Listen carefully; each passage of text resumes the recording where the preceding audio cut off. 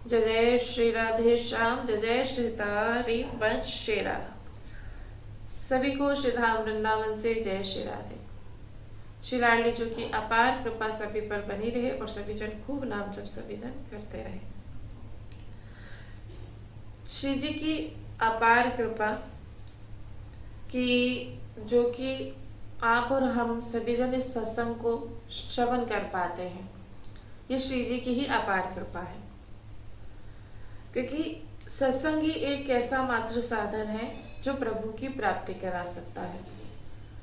बिना सत्संग श्रवण करे साधक का जीवन जो है वो परिवर्तित नहीं होता। इसीलिए सत्संग पर विशेष रूप से ध्यान देने की बात कही जाती है। श्री ध्रुवदास जी भजन शब्द में बहुत ही सुंदर बात कहते हैं कि बीच बीच दुख सुख दे के हैव आवत न्यास, भजन पद ते टिगो जिन मन में राखी उल्लास। विपत्ति काल व्यवहार में माया मोह समीर, डुलवत बहुविधि चित्त को टिके सोई जे धीर। प्रभुता संपत्ति के भय मन इंद्रन बस होई, परम धीर बिनु कैसे हूँ राख सके नहीं कोई। पर तही प्रेम प्रवाह में रहत सरस दिन चित, सुख दुख संपत्ति विपत्ति के तृण सम पयेत कित। अलप बुद्धि कल्पत कहू भक्तन चरण प्रताप, इति विधि जो मन अनुसरे जाहि विविध तन ताप। श्री ध्रुवदास जी कहते हैं कि अनायास कभी कभी जीवन में देह संबंधी सुख दुखादि के अवसर आ जाते हैं। उस समय उपासक का कर्तव्य यह है कि मन में उत्साह लिए अपने भजन में स्थिर रहे, यानी सुख आने पर साधक प्रसन्न न हो और दुख आने पर दुखी न हो। बोले हर एक स्थिति में साधक को अपने भजन में स्थिर रहना चाहिए। व्यवहार क्षेत्र में या विपत्ति काल में माया मोह रूपी पवन चित्त को अनेक प्रकार से दोलायित करता है। जो ऐसे समय में विचलित नहीं होता, बोले वही धैर्यवान उपासक है। व्यवहार क्षेत्र में तभी वैसे कहा जाता है कि जो व्यवहार है वो शून्य होना चाहिए। अगर आपका व्यवहार शून्य यहाँ रहेगा तो आप कई चीजों से यहाँ बच सकते हैं। प्राय देखा जाता है जहाँ व्यवहार होता है वही राग द्वेष भी उत्पन्न होता है। और अगर व्यवहार है तो अगर आज आपको किसी के प्रति राग है तो वो द्वेष में भी बहुत जल्दी परिवर्तित हो जाता है। इसीलिए प्रायः साधक से कहा जाता है कि वो बिल्कुल राग, उनका जो व्यवहार है वो बिल्कुल शून्य होना चाहिए। और बोले जो ये विपत्ति काल में माया या मोह रूपी, आप जब भजन मार्ग पर आप लोग निकलेंगे, जो आपको जिनसे आपको कोई लेना देना नहीं होगा, है ना, वो भी आकर आपके इस मार्ग में बाधा बनेंगे। तो वो बोले वो माया है।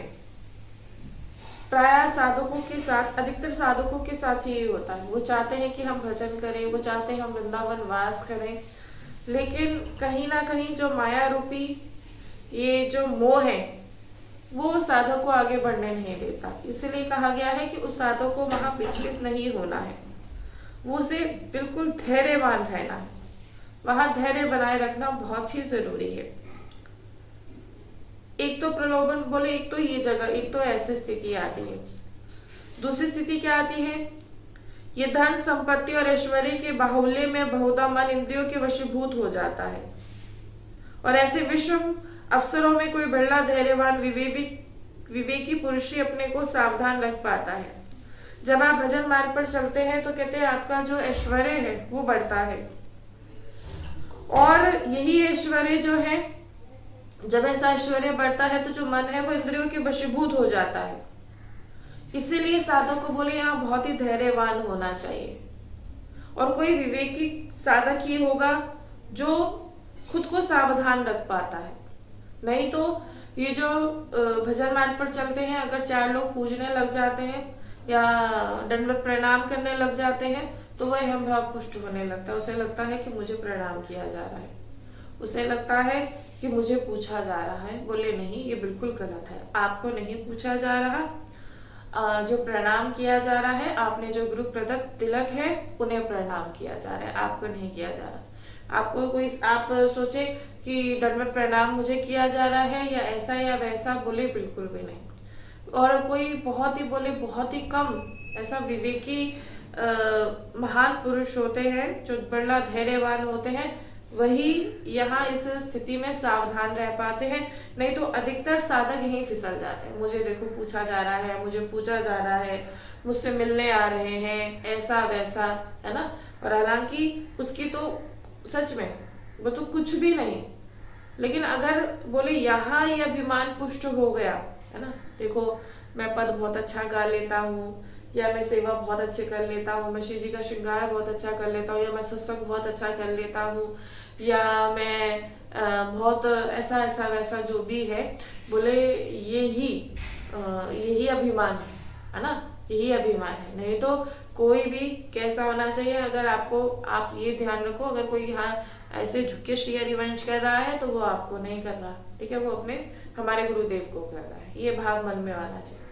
जैसे कोई मिलने आया, दंडवत प्रणाम उन्होंने हमें नहीं किया, श्री जी को किया, क्योंकि सामने श्री जी है, हमें नहीं किया। लेकिन अगर ये भाव आ गया, मुझे प्रणाम किया है, मुझे पूछा गया है, मुझे पूजा जा रहा है, बोले ये, या धन मिलना प्राप्त हो गया है, बोले ये सब कुछ अगर आप इसमें फंस जाते हैं तो बोले नहीं, कह रहे कोई बहुत ही कोई बिरला होता है जो उस समय बिल्कुल विवेकवान रहकर यहाँ बिल्कुल सावधान रहता है। प्रेम प्रवाह में पड़ते ही चित्त की स्थिति सरस हो जाती है, तब संपत्ति विपत्ति से उत्पन्न सुख दुखादि तृणवत तुच्छ हो जाते हैं और सुख दुखादि की प्रतीति ही नहीं होती। जैसे ही प्रेम प्रवाह में ये चित्त पड़ जाता है, बोले प्रेमिकों की स्थिति कैसी होती है, ये थोड़ा ना कि अपने आगे नाम के आगे रसिक लिख लिया तो आप रसिक हो गए, नहीं, है ना। हम हरिवंशी, हम देखें हम हरिवंशी, हमारे हरिवंशी कोई सामान्य थोड़ा ना है। समझो हरिवंशी कौन है, समझिए आप लोग, है ना। हम हरिवंशी हैं, हम रसिक हैं, नाम लिख लेने से थोड़ा ना हो जाता है। अपने नाम के आगे लिख लिया हम रसिक हैं, अपने नाम के आगे लिख लिया हम हरिवंशी हैं, अपने नाम के नाम लिखा लिया हम पूज्य हैं, ऐसे थोड़ा ना बना जाता है, नहीं, ये तो गलत बात है। जब प्रेम प्रवाह में जैसे ही साधक पड़ता है तो बोले उसकी चित्त की स्थिति सरस हो जाती है, ना उसे मान अपमान उससे कोई भी नहीं, चाहे विपत्ति है चाहे संपत्ति है, वो सब में एक समान रहता है।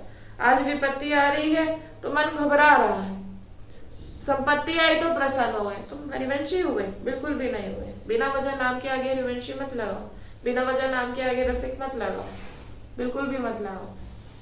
समझो, कहते जब ये संपत्ति विपत्ति से उत्पन्न सुख दुखादि तृणवत तुच्छ हो जाते हैं, तृण से भी नीच, और सुख और दुखादि की प्रीति ही नहीं होती। कोई बोले बिल्कुल प्रीति नहीं होती कि आज मुझे सुख मिला, बिल्कुल भी नहीं। वो हर एक स्थिति में वो समान रहता है, तब आप हरिवंशी कहलाएंगे। आप समझो जरा भाई, मतलब कोई भी नाम के आगे नहीं, ऐसे नहीं होता, बिल्कुल भी नहीं होता। अगर आप हर एक स्थिति में समान रहते हैं तो आप रसिक कहलाएंगे, अगर आप हर एक स्थिति में समान रहते हैं तो आप हरिवंशी, नहीं तो नहीं। आज हमें ऐसा हुआ, अपमान हुआ हमारा, और हम ऐसे नहीं, ये बिल्कुल गलत है। श्री दुर्दास जी कहते हैं कि मैं अपनी अल्प बुद्धि के अनुसार हरि भक्तों की महिमा का यत् किंचित गान करना चाहता हूँ। यदि उपासक को मन मेरी इन बातों का अनुसरण कर सके तो निश्चित ही उसके अंतर बहाए समस्त तापों का शमन हो जाएगा। कह रहे हैं श्री दुर्दास जी, कह रहे हैं, कह रहे क्या बहुत सुंदर बात कह रहे हैं। कह रहे हैं कि देखो इतने महान रसिक संत हैं श्री हृदयदास जी, वो ये कह रहे हैं कि मैं अपनी अल्प बुद्धि के अनुसार हरि भक्तों की महिमा का यत् किंचित गान करना चाहता हूँ। अल्प बुद्धि वो नहीं, अल्प बुद्धि हम हैं, क्योंकि हम भक्तों को बड़ा सामान्य समझ लेते हैं। कोई भी भक्त प्रभु का हमारे सामने आ रहा है तो हम उनको बहुत सामान्य समझ लेंगे, ये तो बहुत सामान्य है ना। ये हमारा सबसे बड़ा दुर्भाग्य होता है क्योंकि श्री जी सहज में अपने जनों का दर्शन प्राप्त कराती हैं। श्री जी सहज में अपने जो वास्तविक में प्रेम में बिल्कुल पके हुए हैं, प्रेम प्रवाह में जो बिल्कुल बह रहे हैं, उनका संग आपको कराएंगे। लेकिन आप अपनी बुद्धि के अनुसार वो पक्का आप लोग गड़बड़ कर जाओगे। तो कह रहे हैं कि अगर उपासक को का मन मेरी इन बातों का वो अनुसरण कर सके, जो मैं बता रहा हूं अगर वो करने लग जाए, तो निश्चित ही उसके अंतर बाह्य समस्त तापों का शमन हो जाएगा। यानी जितने भी ताप है समस्त तापों का शमन हो जाएगा अगर वो इसका अनुसरण कर पाए।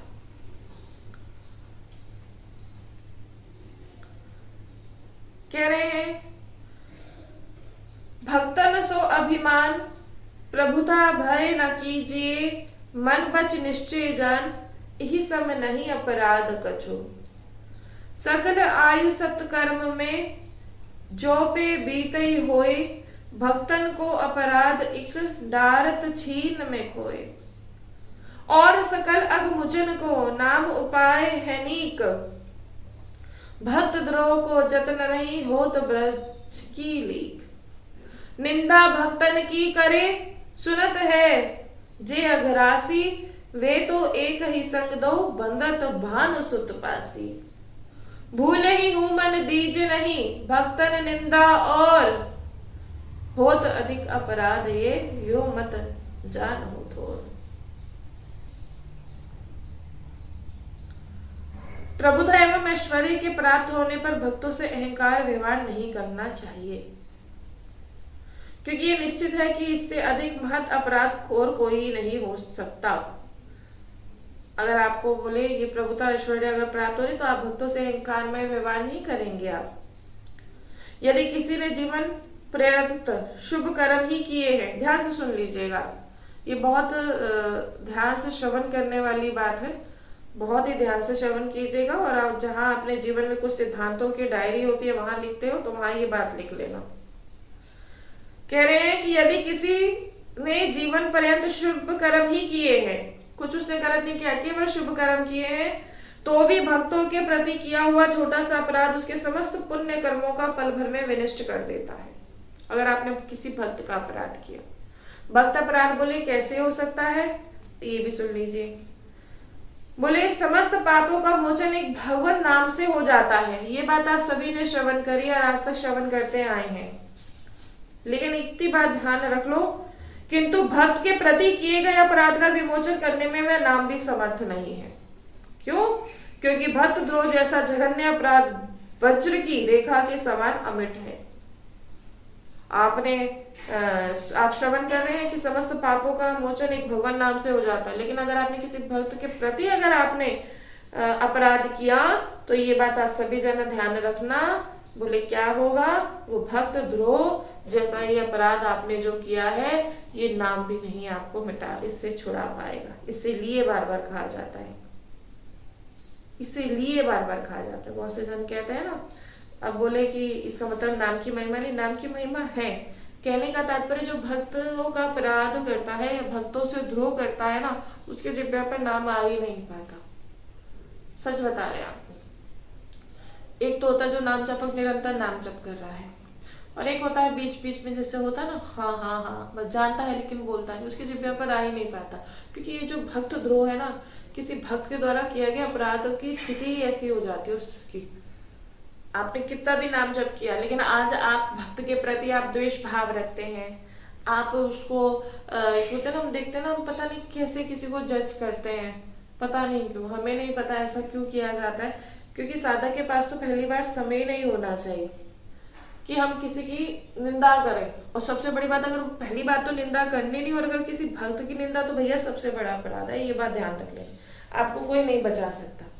आप सोचो कि बच जाओगे, कोई भी नहीं बचा सकता, ये बात ध्यान रखना। जो पाप राशि मनुष्य भक्तों की निंदा करते हैं, श्रवण करते हैं, वे दोनों ही एक साथ यमराज के हाथों बांधे जाते हैं। बात ध्यान रख लो, ध्यान से सुन लो।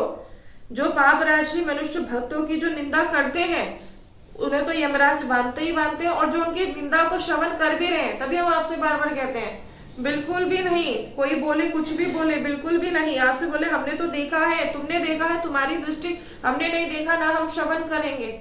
हम बिल्कुल भी नहीं करेंगे श्रवण। किसी भी संत महापुरुषों के लिए, किसी भी भक्तों के लिए हम बिल्कुल भी श्रवण नहीं करेंगे। क्यों? क्योंकि यमराज के हाथों निंदा करने वाला और निंदा श्रवण करने वाला बांधा जाता है और उसके नरकों में उनकी गति है। इसीलिए भूल कर भी भक्तों की निंदा में रुचि नहीं लेनी चाहिए। ये बहुत बड़ा अपराध है, ऐसा जानना चाहिए। और जो ऐसे जिन्हें निंदा में बड़ा रस आ रहा है ना, सच्ची में निंदा में रस है। हम देखते हैं घंटों बैठ जाएंगे, 2-3 दिन से थे, देखा, घंटों बैठ जाएंगे, इसकी निंदा, उसकी निंदा, घंटों बैठ जाएंगे।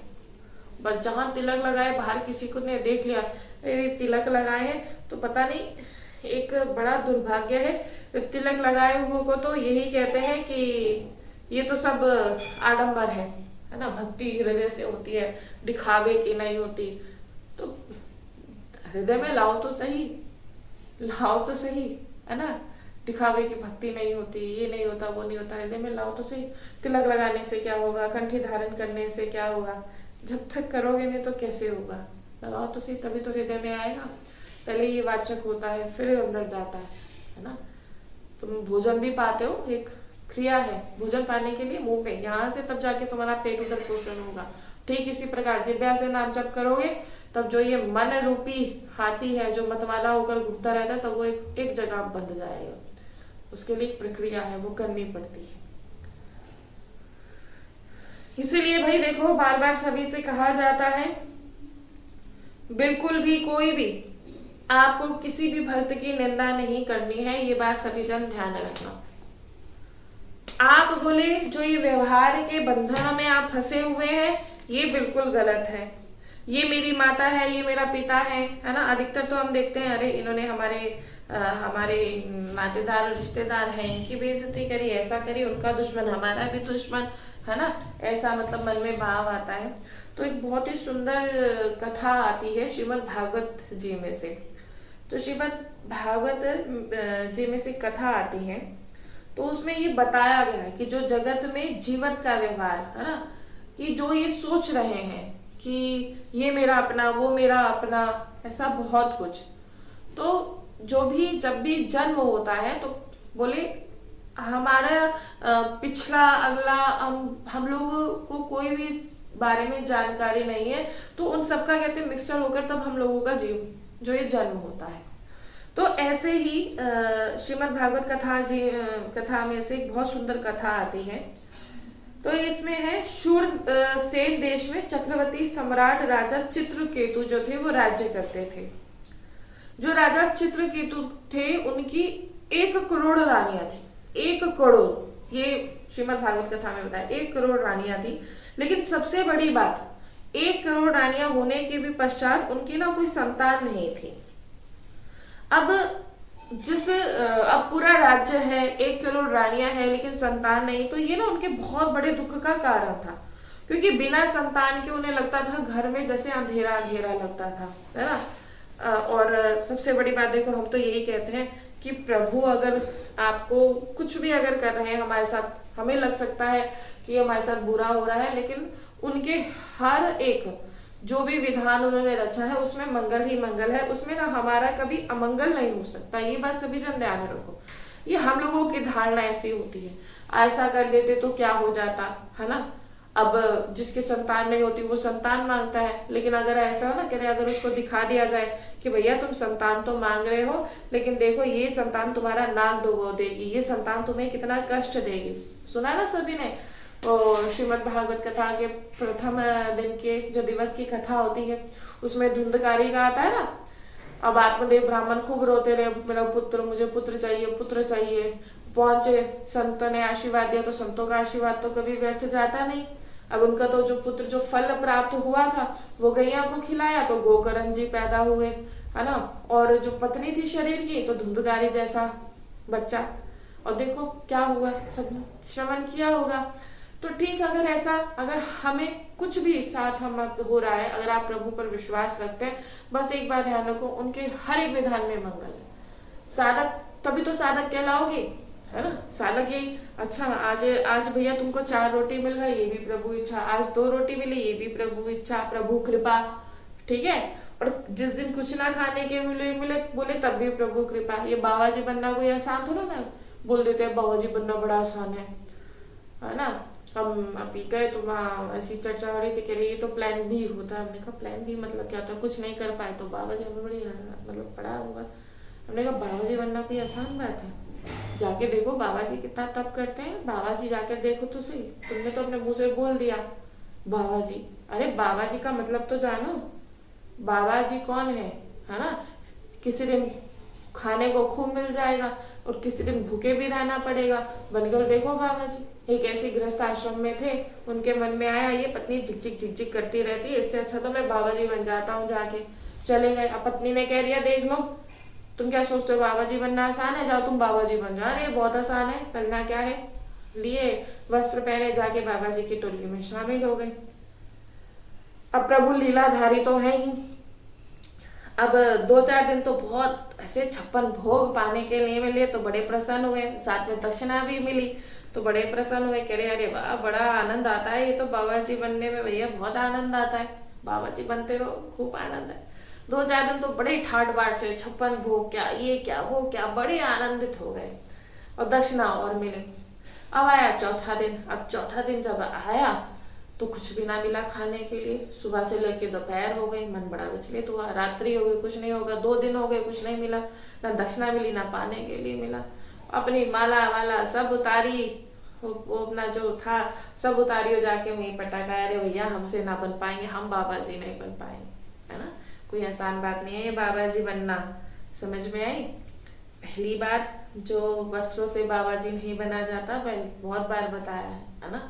जो मन कहते वैराग्य जो होता है वो मन का होता है ना कि शरीर का, ये बात जीवन में ध्यान रखो। हमें बड़ी विचित्र लीला है प्रभु की, और माया ऐसी है इनकी, दूर से ही प्रणाम करते हैं और इनसे यही कहते हैं कि अपनी माया से हमें दूर रखना।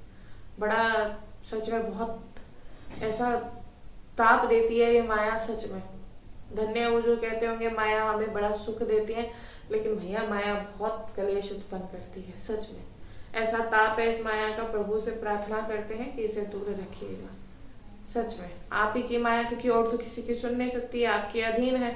आप मायापति हो, आप इनके पति हो, ये आपके अधीन है, तो इनसे दूर रखें, ये कोई सामान्य बात नहीं है। अब है ना, देखो कहते ना कि तभी कहा जा रहा उनके हर एक विधान में आनंदित रहो। आज अगर खाने को मिल जाए तो ठीक, नहीं मिले तो ठीक, जैसी आपकी इच्छा प्रभु, जैसी आपकी इच्छा। अब राजा चित्रकेतु को भी बड़ा कष्ट कि मेरे संतान नहीं है। अब एक दिन अंगिरा ऋषि जो ब्रह्मा जी के 10 पुत्रों में से एक है, और ये देवगुरु बृहस्पति जी के भी पिताजी हैं, अंगिरा ऋषि जो है। अंगिरा ऋषि वहां आए तो राजा चित्रकेतु जी ने उनका बड़ा पूजन सत्कार किया, और जो उनका कष्ट था उनको दुख निवेदन किया, अपना दुख रोए, बताए कि भगवान सब कुछ है बस एक पुत्र नहीं है, 1 करोड़ रानियां हैं, इसलिए घर बड़ा सुना सुना लगता है, अगर आप कृपा कर दे तो पुत्र हो जाए। तो अंगिरा ऋषि को दया आई, ऋषि ने एक अनुष्ठान कराया और एक अभिमंत्रित करके चरु प्रदान करा, यानी एक सेब प्रदान किया, और कहा कि ये आप अपनी किसी भी एक रानी जो को पवा दीजिएगा, सबसे बड़ी रानी को, जो सबसे बड़ी रानी उन्हें खिला दीजिएगा, और अब आपको ये जो भी मंत्रित चरु जब आप उन्हें खिलाएंगे तो आपको निश्चित पुत्र की प्राप्ति होगी। तो राजा चित्रकेतु ने जो वो चरु था जो अनुष्ठान के द्वारा उन्हें प्राप्त हुआ था, जो सबसे बड़ी रानी थी जिनका नाम था कृतद्युति, सबसे बड़ी रानी थी चित्रकेतु जी, 1 करोड़ रानी में से सबसे बड़ी रानी थी, तो उन्होंने उनको खिला दिया। अब ऋषियों द्वारा दिया गया, देखो बोले ना उनके द्वारा किया हुआ, अनुष्ठान के द्वारा किया हुआ वो फल उन्हें प्राप्त हुआ, चरु प्राप्त हुआ, और अभिमंत्रित किया गया था, वो ऐसा तो नहीं कि उसका कोई फल उन्हें प्राप्त नहीं हुआ। अब वो रानी ने जैसे ही पाया तो बोले अब एक बहुत ही सुंदर सुयोग्य बालक का उनके यहाँ जन्म हुआ। अब राजा चित्रकेतु बड़े ही आनंदित हुए, अरे हमारे यहाँ इतना सुंदर सुयोग्य जो है बालक जो है इसका जन्म हुआ। अब उसके सारे स्वस्ति वाचन करा के जात कर्म आदि जितने भी संस्कार थे वो संपन्न किए और बहुत ही बड़ा उत्सव उन्होंने मनाया। अब धीरे धीरे पुत्र बढ़ने लगा।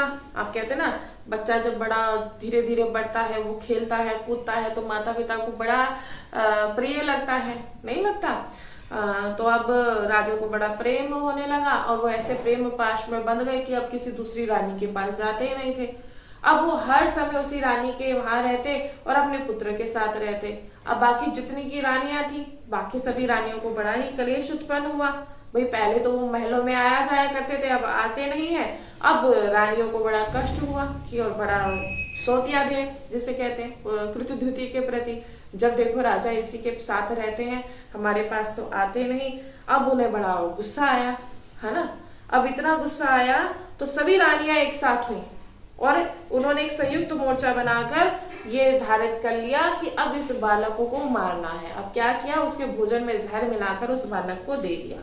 अब बालक को जहर दिया, बालक का प्राणांत हो गया। अब सभी रोने लगे, बालक का शरीर एकदम नीला पड़ गया, उसके प्राण निकल गए। अब जो राजा चित्रकेतु ने देखा वो भी विलाप करने लगे। रानी कृतद्युति तो वो भाई जिसका पुत्र चला जाए, है ना, और वो भी इतने समय बाद पुत्र होना, अब वो और ज्यादा रोने लगी। अब बाकी जितनी भी रानियां थी उन्होंने देखा भाई यहाँ तो रो रहे हैं, चलो हम भी थोड़ा सा जो है घड़ियालू आंसू बहा देते हैं, वो भी रोने लगी। अब सभी उनका भी संस्कार नहीं किया, उसी की शरीर के पास बैठकर वो रोते रहे। अब इतना 1 करोड़ रानियां, इतना बड़ा राज्य महल। तो अंगिरा ऋषि जब वहां से निकल रहे थे तो आज वो अकेले नहीं आए, तो उनके जो भैया देवर्षि नारद जी जो कि ब्रह्मा जी के पुत्र, वो भी आए। अब उन्हें समझाने लगे कि देखो भाई ये संसार ऐसा ही है, जो चले गया वो आ थोड़ा ना सकता, अब रोने से क्या काम होगा, जो आया है तो उसका जाना भी निश्चित है ना। अब चाहे वो बुढ़ापे में जाए, चाहे वो जवानी में जाए, चाहे वो गर्भ में ही चले जाए, है ना, ऐसे ही तो होता है, किसी का थोड़ा ना होता है। आप कितना भी आप उसकी केयर कर लो, अब जिसकी जितनी आयु है वो उतना ही जीवित रहेगा, उससे ज्यादा तो वो जीवित रह ही नहीं सकता। अब नारद जी और अंगिरा ऋषि उन राजा चित्रकेतु को समझाने लगे। जब चित्रकेतु राजा ने देखा तो कहने लगे, प्रभु आप दोनों कौन हैं? आप सनकादिक कुमार हुए। तो उन्होंने बताया कि हम नारद जी हैं, ये अंगिरा ऋषि हैं। तब कहा, उन्होंने बताया कि हमारे ही आशीर्वाद से तुम्हें ये पुत्र जो था हुआ। अब राजा ने जब सुना कि अंगिरा ऋषि स्वयं आए तो वो रोने लगे और उनके चरणों से लिपट गए। बोले, महाराज आपने ही पुत्र प्राप्ति का आशीर्वाद दिया था और अगर आप चाहे तो ये जो आज मेरा पुत्र मर गया है तो इसे आप जीवित कर सकते हैं, अगर आप चाहे तो जीवित कर सकते हैं। अब नारद जी कहने लगे, राजन बहुत सुंदर उपदेश दे रहे, तुम पुत्र किसको समझते हो?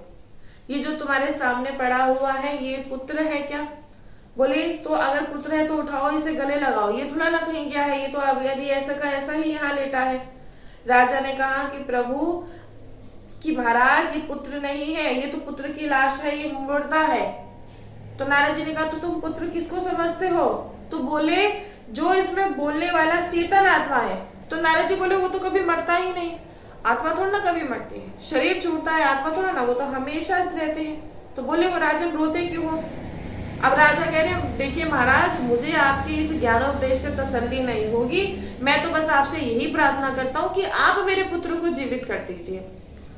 नारद जी ने कहा, अच्छा मैं आप से कि पुत्र से आपकी बात करा देता हूँ। तो नारद जी हैं भाई ब्रह्मा जी के पुत्र कुछ भी कर सकते हैं, तो उस जो पुत्र था उसकी आत्मा को बुलाया। अब सामर्थ्यवान है, 24 अवतारों में से एक है नारद जी, कुछ कर सकते हैं। तो वो जो पुत्र की आत्मा थी वो आई। अब वो जैसे ही आई वो आत्मा तो पूछे, आत्मा तो इस भवबंधन से छूट गया था, आपने मुझे दोबारा क्यों बुलाया? मैं तो भगवत धाम जा रहा था। तो बोले कि देखो ये तुम्हारे माता पिता हैं, ये बहुत रो रहे हैं, कितने वियोग में, तुम्हारे वियोग में कितना दुखी हो रहे हैं, ना सो रहे हैं ना खा रहे हैं, कितना रो रहे हैं। देखो तुम्हारे लिए सोने का पलंग रखा है, कितने यहाँ मेवा पकवान है तुम्हारे लिए तैयार करके रखे हैं, तुम्हें यहाँ तक कि यहाँ का उत्तराधिकारी सौंपने को तैयार बैठे हैं। ऐसे प्रेमी माता पिता को छोड़कर तुम कैसे जा सकते हो? वो जब शरीर छोटा है थोड़ा कि मेरी इतनी संपत्ति है, मेरी ये है। सच में अगर जीव इतना होता तो वो छोड़ के ही नहीं जाता, नहीं। नहीं तो आज तक कितना लालच नहीं, मेरी ये संपत्ति, मेरी वो संपत्ति, ऐसा वैसा। जीव इतना लालची है, बहुत लालची है, लेकिन आत्मा लालची नहीं है। सच में आत्मा लालची नहीं है, जीव लालची।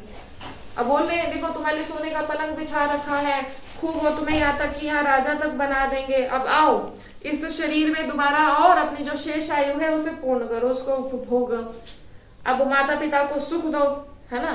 तो उस जीवात्मा ने कहा भगवान ये बात ये कहते आप कह रहे हो, चलो ये तो शरीर के माता पिता ये कह रहे, ये बात आप कह रहे हो। जीव आत्मा ना किसी का पुत्र हो सकता है ना पिता हो सकता है, क्योंकि सबका पिता एक ही परम पिता, परम परमात्मा जगत पिता, सब जीव उन्हीं से प्रकट होते हैं, उन्हीं के पुत्र कहला सकते हैं।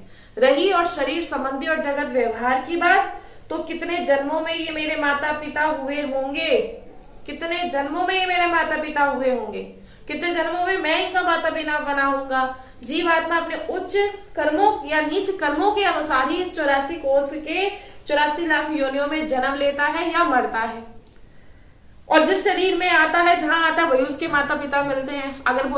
अगर किसी भाई बहुत सिंपल सी बात है, बोले अभी तो मैंने इनके यहाँ जन्म लिया तो मैं मनुष्य कहला रहा हूँ, हो सकता था मैं एक कुत्ता होता, है ना, या गधा होता, या कुछ भी बन सकता था।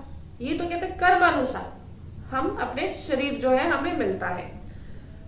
और मुझे ये याद भी नहीं मेरे कितने माता पिता होंगे, क्योंकि जिस शरीर में कर्मानुसार जाता है वही माता पिता कहलाते हैं। 84 लाख योनियों में 84 लाख माँ बाप मिले, तो इस जन्म के पहले कितने जन्मों में माँ बाप मिले, उनको भी तो याद आ रही होगी। प्रत्येक जन्म में मिले माँ बाप को स्मरण रखना, उनके प्रति ममता निभाना, बोले ये संभव नहीं है। जगत में जीवत को व्यवहार, इसी सिलसिले में उस जीवात्मा ने अपने पूर्व जन्म की कथा सुनाई। बताया कि मैं पूर्व जन्म में एक ब्राह्मण था, भिक्षावृत्ति से मैं गुजारा करता था। एक दिन मैं भिक्षा लेने के लिए मैं एक बुढ़िया माई के वहां पहुंचा, तो बुढ़िया माई ने मुझे बहुत सारा आटा दे दिया कि लो बाबा ये कई दिन तक भगवान को भोग लगाना। बोले मैंने कहा कि माई आप बड़ी उदार हो, जब इतनी उदारता आपने दिखा दी, आटा दे दिया तो थोड़े कंडे भी दे दो। तो बोले वो बुढ़िया मैया ने मुझे सूखे कंडे दे दिए। मैंने उन कुंडों को बिना झाड़े, धोके ही जला दिया। अब बरसात के दिन में, जब वर्षा के दिन होते हैं, तो चींटियां क्या करती हैं, अपने बिलों से निकलती हैं और ऐसे ही जगह पर, जैसे कंडे होते हैं आपने देखा होगा, उन्हीं में अपने अंडे देकर डेरा डालती है। उन कंडों में हजारों लाखों चींटियां थी। बोले मैंने देखा नहीं और उन्हें ऐसे ही जला दिया, और यही मेरी सबसे बड़ी भूल हो गई, और इसी के कारण मुझे जन्म लेना पड़ा। मैं उसी जन्म में बोले भगवान को प्राप्त कर गया होता, लेकिन उसी कर्म की वजह से मुझे यहाँ दोबारा आना पड़ा। और अब कोई कहे एक विषयी प्रपंची को अपने कर्म अनुसार जन्म लेकर कर्मों को भुगतान करना पड़ता है, और एक भजनानंदी को भी वैसे ही जन्म लेकर अपने कर्मों का भुगतान करना पड़ता है। तो फिर बोले ये विषयी प्रपंची और भजनानंदी में क्या अंतर रहा? जन्म तो भजनानंदी भी ले रहा है और जन्म विषयी भी ले रहा है, तो अंतर क्या हुआ?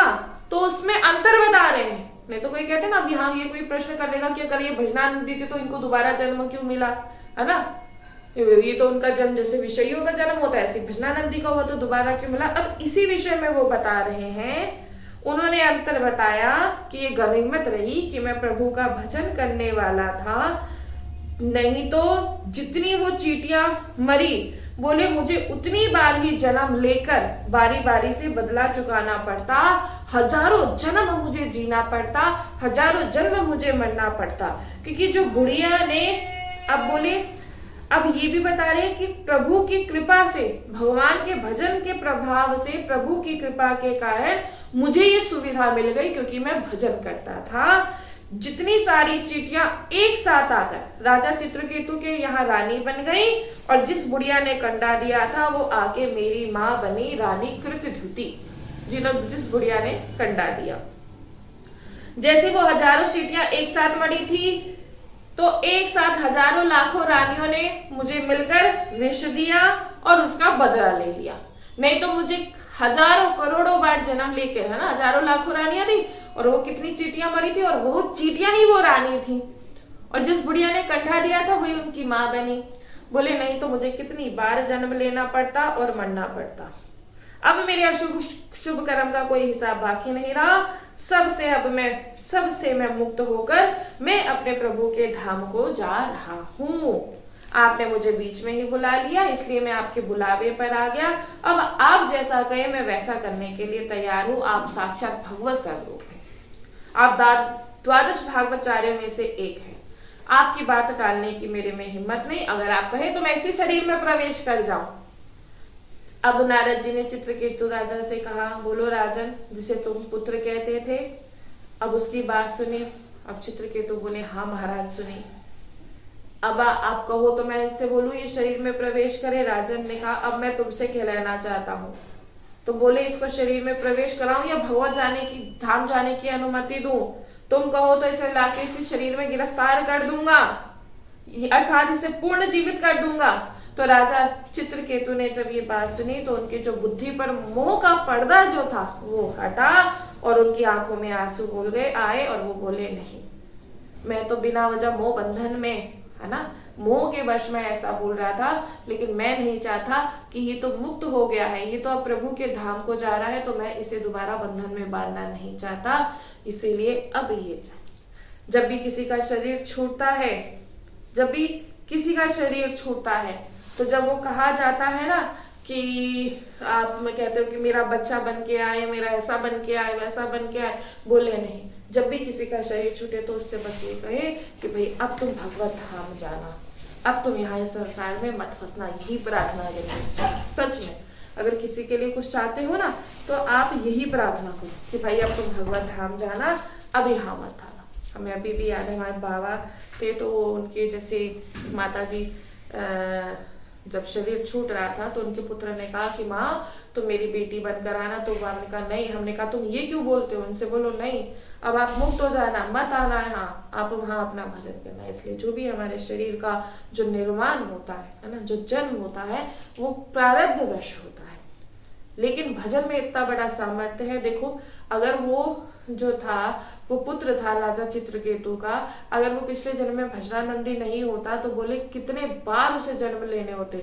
लेकिन बोले भजनानंदी को बहुत छूट मिलती है कि एक ही जन्म में जैसे जन्म हुआ उसके सारे बंधनों को, जितने भी उसके जो है प्रारब्ध है, उन्हें सब मुक्त करवाकर फिर उसे प्रभु का धाम दिया जाता है। कई जन कहते हैं ना कि भक्त के जीवन में ही इतने कष्ट क्यों होते हैं? इसीलिए होते हैं क्योंकि प्रभु उसके लिए कुछ छोड़ना ही नहीं चाहते। प्रभु उसके लिए कुछ छोड़ना ही नहीं चाहते, इसीलिए कहा गया है। तो बहुत ही सुंदर इस प्रकार सत्संग आप सभी श्रवण करते रहिए। हाँ, तो राजन जी कह रहे हैं, ऐसा कहा जाता है कि जब किसी की मृत्यु अपने टाइम से पहले हो जाती है लेकिन उसका समय नहीं था, वह अपना समय पूरा करने के लिए बकता रहता है। अगर उसका समय नहीं आया तो मृत्यु क्यों? अरे आप लोग और हम लोग कैसे जान सकते हैं कि किसी का समय था या नहीं था? जब जीव जो है गर्भ में आता है तो कितने जीव है वो गर्भ में ही खत्म हो जाते हैं, है ना। 1 महीना 2 महीना किसको पता है? अपने प्रारब्ध अनुसार उसकी एक जीवन रेखा होती है, जितना लिखा है वो उतना ही जीवित रहेगा।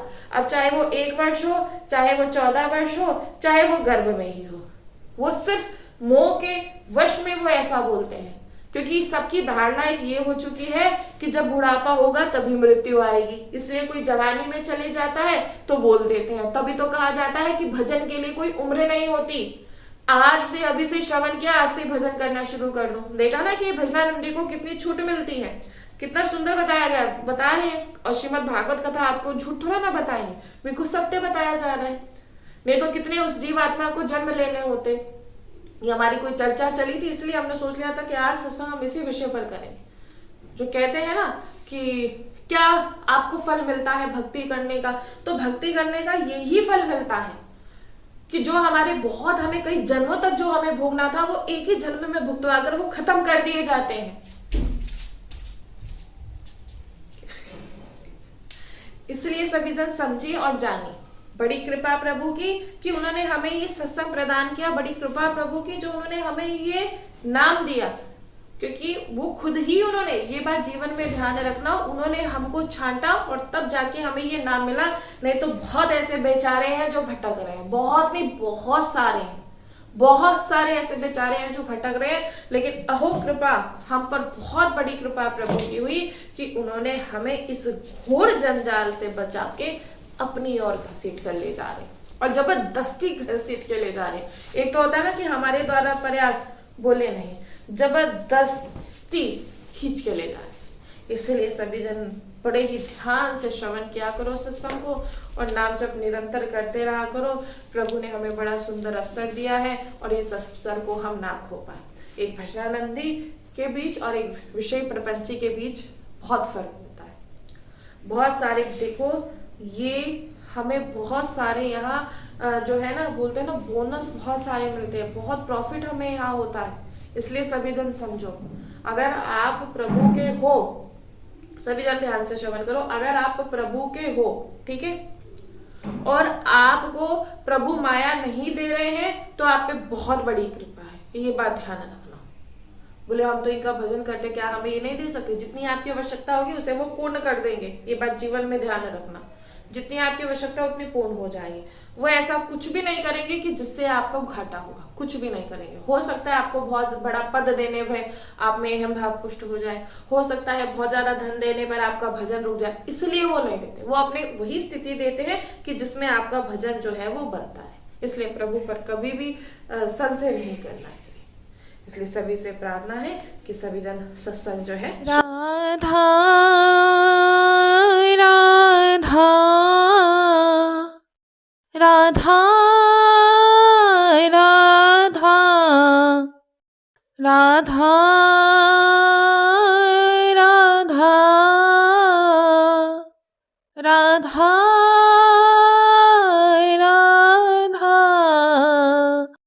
राधा राधा राधा राधा श्री राधा